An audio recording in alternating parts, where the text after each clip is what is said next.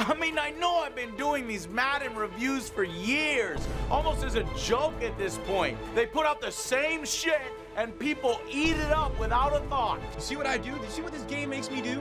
This game makes me sit here for like 10 minutes after the game and try to like understand what has happened. I am officially done making any 2K related content. I am done fighting the good fight. Let's be real. If you're a fan of sports games, then you know they suck. But why? Like, what makes the genre of sports games so bad compared to regular games? Well, there's a few things I noticed that makes them so terrible. Let's start with probably the most important thing I found. When I was trying to think of why, like, what is it about all of these games that they have in common that makes them so much worse as a genre than normal games? The thing that I found that really separates them is that these sports games, all of the popular ones, are run by a monopoly. Really think about it. So 2K, they're the only company that can make NBA games. EA, they're the only company that can make, I think, Madden, NHL, and FIFA. Don't kill me if I'm wrong, though. The fact that these companies have a monopoly on these games has everything to do with why they're so awful.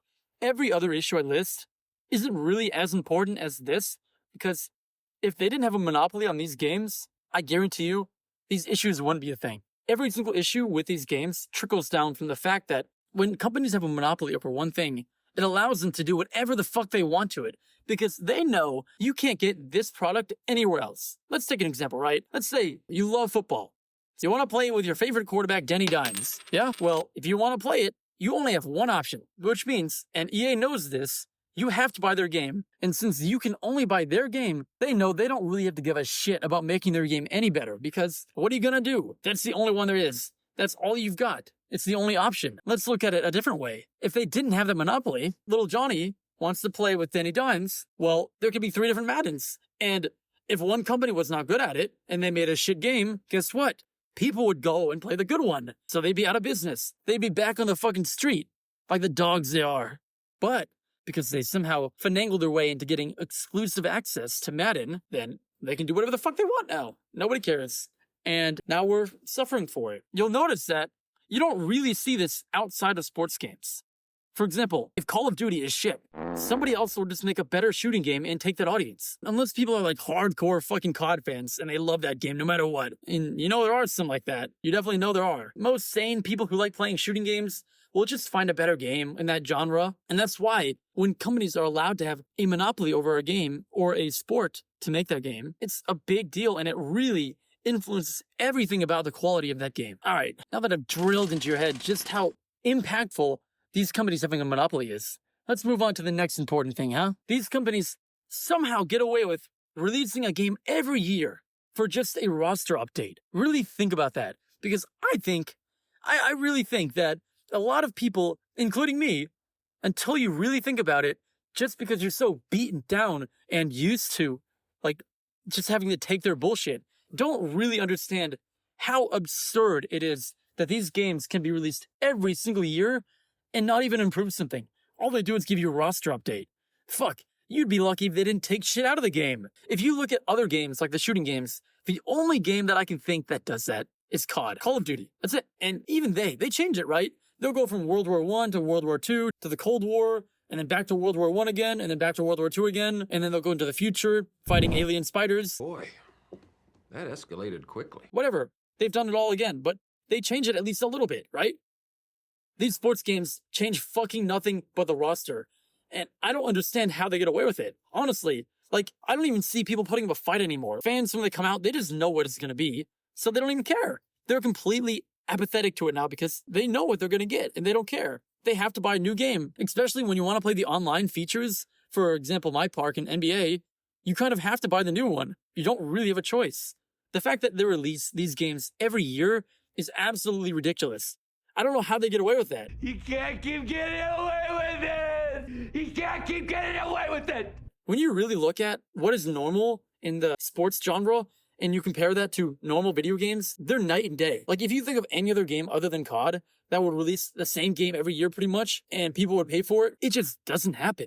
They don't do that. Most games will make a game and then keep updating it for years and years, and then maybe after 5 years or something, then they'll make like a sequel. And look at Overwatch, for example. Like, they had a pretty shitty sequel, and they didn't really change that much from the original. But I mean, they waited like a few years at least, and that's not nearly as bad as what NBA and Madden and FIFA do every year. But somehow, that one is seen as worse, because I think people are just so numb to what sports games do that they just accept it. And it's absolutely ridiculous. And I think that's a big reason about why it's so terrible. Now, the last major thing that I want to talk about that is really, really huge in these sports games, and I think you already know what I'm going to say, the microtransactions and the pay-to-win aspect. I mean, holy fuck. There's so much money being poured into these games, usually with whatever mode they use for Ultimate Team. The ones that I'm really thinking about here are the My Team in NBA, and then there's the Ultimate Team in Madden and in FIFA. Those are fucking money guzzlers, dude. Holy shit. It's like gambling pretty much. So you've got like a little 12-year-old kid going in there, and he's got his mom's credit card hooked up to the PlayStation, and he's just fucking spending money all day, all night, like all the time, just buying pack after pack after pack. I mean, that should be fucking illegal. But these games allow this kind of thing, and they have so many ways of like fucking sucking money out of you. I'm not going to mention the fact that they have like the premium version of the game before it comes out, because I think most games have that.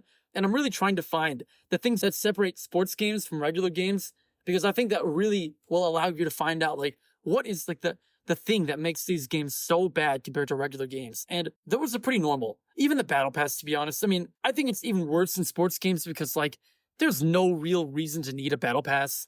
Like when you're playing a shooting game and a regular online game that's meant to be PvP and stuff, I think there's a real reason to have a battle pass. I mean, the way that Fortnite did it is perfect. I think they did it in a great way. These sports games just like throw it in there. I'm just saying, like, they'll put money into everything. I mean, even when you open the menu, there's constantly ads of buy this, buy that. You should buy this. Well, are you sure you don't want this? Are you sure?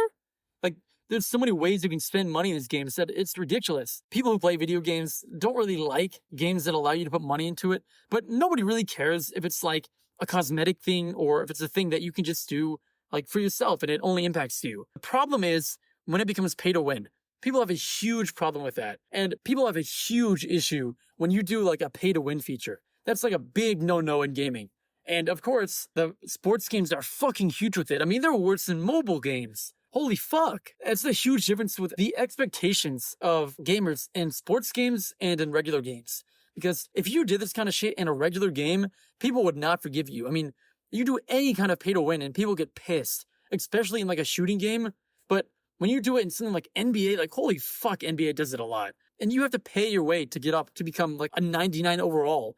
And you can do it in like 5 minutes. Whereas it could take you over a month of grinding every day to make your character even close to as good. And you can obviously do this in Madden and FIFA and stuff, but not to the same degree. The amount of pay to win you can get, I mean, even Ultimate Team, that is like the definition of pay to win. You can't spell it out any more than that. And I think, especially when it comes to microtransactions, you'll notice that the majority of the issues is with Ultimate Team. Like they have a lot of issues there, but the microtransactions in general and the pay to win aspect of them is so egregious. And I really don't think anybody talks about it. Like, sure, you may get like a comment here and there, but like, oh, Ultimate Team is so annoying, or I hate this fucking game. When you're like annoyed at the game, when you like get fucked over by some cheese play, you're like, fuck this game, I hate it. But generally, people don't really say anything about this. But when you do this in a normal game, like that game gets banished to the fucking Shadow Realm. And I think it's just really interesting to see the difference between expectations for a sports game and a regular game. I feel like a really good example to show this is like, you have parents, right? And they have 2 kids. One kid gets straight A's and the other kid is a fucking loser. When the kid going to Harvard gets like a 99 on a test, they're like, yeah, whatever. Good job, Jimmy. You did fine. Then when like the loser kid gets like a 74 in the test, they're like throwing him a party, get him cake. What restaurant do you want to go to, Jimmy? Come on, let's go. The expectations are so different for both. And that's what I feel about these 2 different game genres. And I think something really funny to note is that all of the stuff that I'm talking about with microtransactions, where you have to put money into the game to make your character better or to get an advantage in the game, it goes back to what I said with how you have to buy a new one of these every year. It's not like these games where you'll have this character or whatever you spend money on for like years. You have them for a year and then you have to go do it again.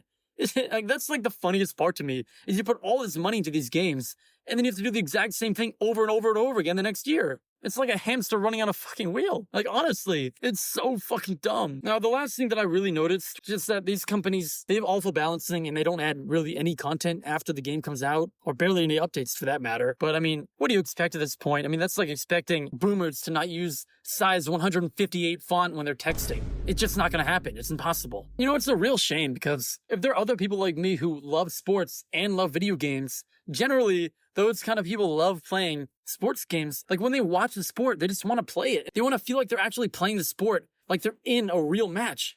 And these games are just not good enough to make you feel that. Like when I was a kid, I would watch football on Sunday and would pretend to be like what I just watched in the game. And then I would go play and I'd have a few good plays doing like, I really feel like I'm playing in an NFL game right now. And then I'd throw the ball and some linebacker would jump 50 yards in the air and pick me off. Son of a bitch! And I'd be like, all right, what the fuck? Like, it completely breaks the immersion. The truth is, these games are just not good enough to scratch that itch. And you really have nowhere else to go, so you just keep trying to go back there and get it to work. Because that's all you've got. It's the only hope you have of, like, playing a sports game that you love. I have so many good memories of playing these games with my brother when I was a kid. And unlike other kids, until I was, like, 13 or 14, these are the only games I played. And I didn't really realize they were shit until I played other games. All right, I think that's pretty much everything I have to say about this. But let me know in the comments if you guys feel the same way or if you thought about some of this stuff too, because I haven't really seen anybody talk about this in this kind of way. All right, that's it. See ya.